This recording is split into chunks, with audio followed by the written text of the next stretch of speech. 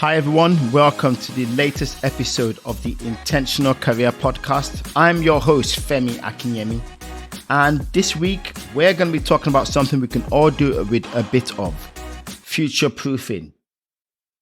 I always think about it whenever I go to buy a new device, whenever I want to buy a new computer. One of the questions I always ask is, what's this going to look like in 2-3 years? Will it serve a purpose? I mean, if you think about it, you're buying a phone, you're buying a laptop, you're buying a TV, an electronic device where you're investing quite a significant amount of money. What you don't want is to buy that device and then 6 months later, there's something new on the market that does way better than what your own does. I mean, there's some companies where you buy a certain device, wink, wink, and then a month later, a newer version comes out that just does a bit more than yours.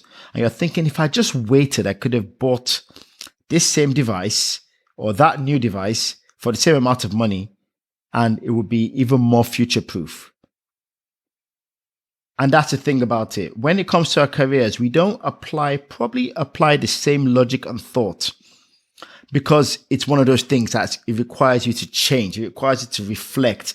And sometimes when you get caught up in the humdrum, the daily hustle and bustle of life, of going to work, in, out, frankly speaking, you haven't got time to take a look at yourself and go, am I relevant? And what you find will happen most of the time is that all of a sudden, it creeps up on you one day. Someone new joins the team and they're doing something fancy, something whizzy.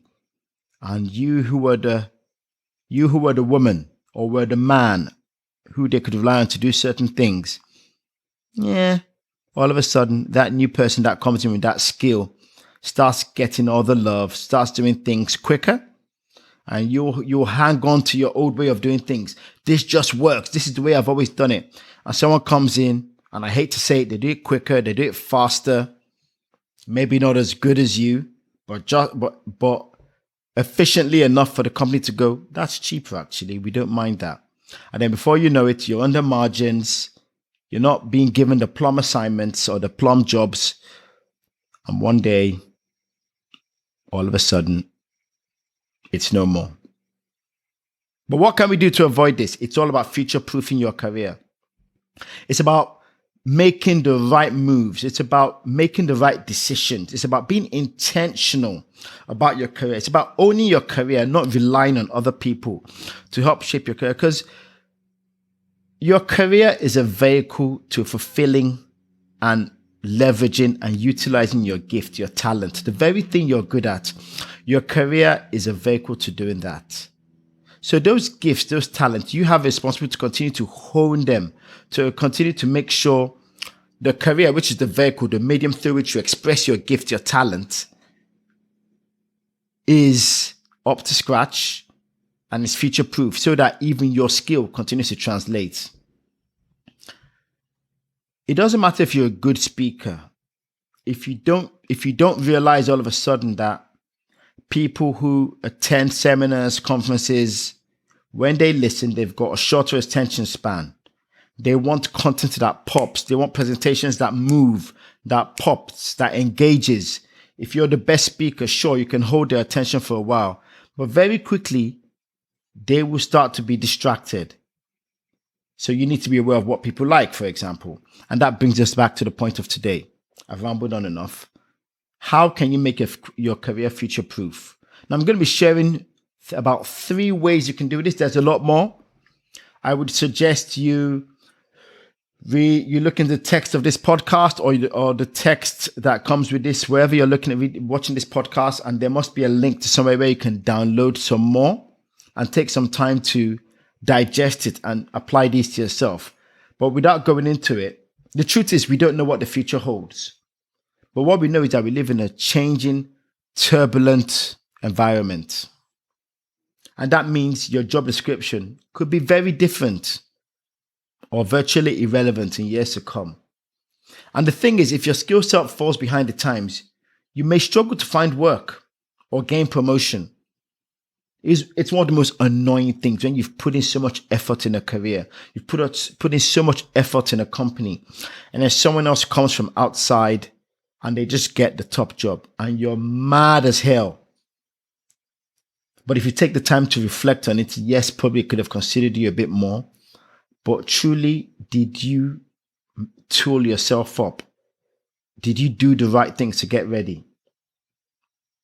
Because if you're not careful, your career can hit a dead end. So here are some things we can do. Number one, the truth is you've got to remain tech savvy. It sounds like the obvious thing, but you've got to remain tech savvy. And this is not just about using a computer and a Microsoft Word. It's about remaining tech savvy. You cannot be in the world we are in today and not understand how to use some of those, for example, collaboration tools. And you'd still be sending documents. Sure, you can do that.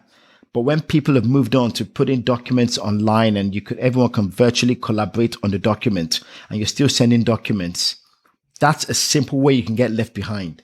So become a bit more tech savvy, because if you don't do that, otherwise you may find yourself needing to catch up a huge amount before you can head off in a new way in the future. So you've got to stick with it. Even if you're a step or two behind, it's better than your head in the sand and all of a sudden something happens in your career and where you need to make a move, there's this big chasm in where your industry is or your job is and where you are. So do that. And if that means becoming familiar with something you're very unfamiliar with, virtual whiteboards, wearable technology, AI, do it. We do what we need to so we can do what we have to. Number two, develop skills to carry with you. Continue your professional development by learning transferable skills that employers are always looking for. Leadership, innovation, stress management. These are core competencies people always look for. There is always a place for an excellent communicator in an organization. Matter of fact, sometimes it's less about the technical ability and it's more about your ability to communicate with your stakeholders. That is such a powerful skill to have. But you've also got to think about, choosing competencies. Pick one or two core competencies for your role that applies and regularly stay on top of it. Just stay on top of those competencies. And you don't have to do much. Just pick once a year in my industry. This is where everyone's going. Join an association, read the latest journals.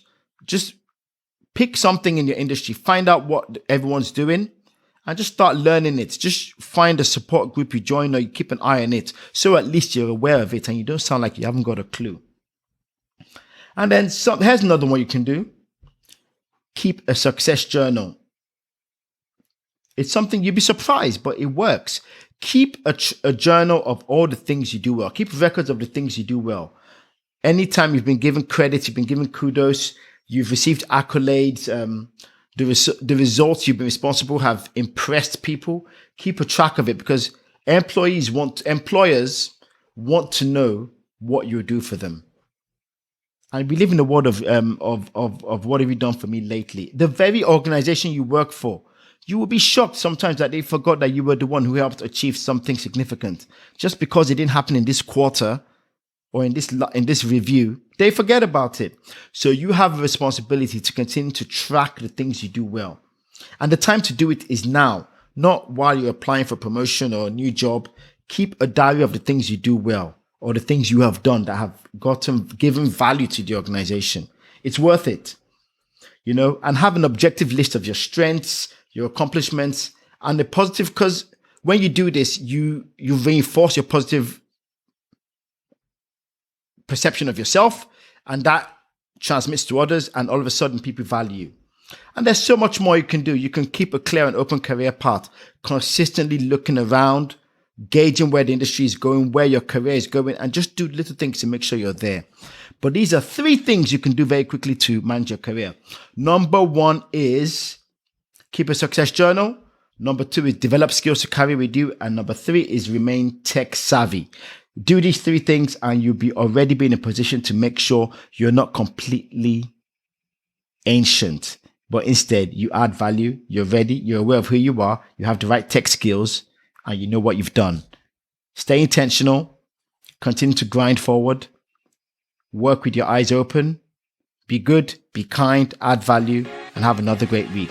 Femi Akinyemi. Oh, and don't forget, like this podcast, share it with your friends. Please leave some feedback so we can continue to improve, and give us some stars. Have a great week.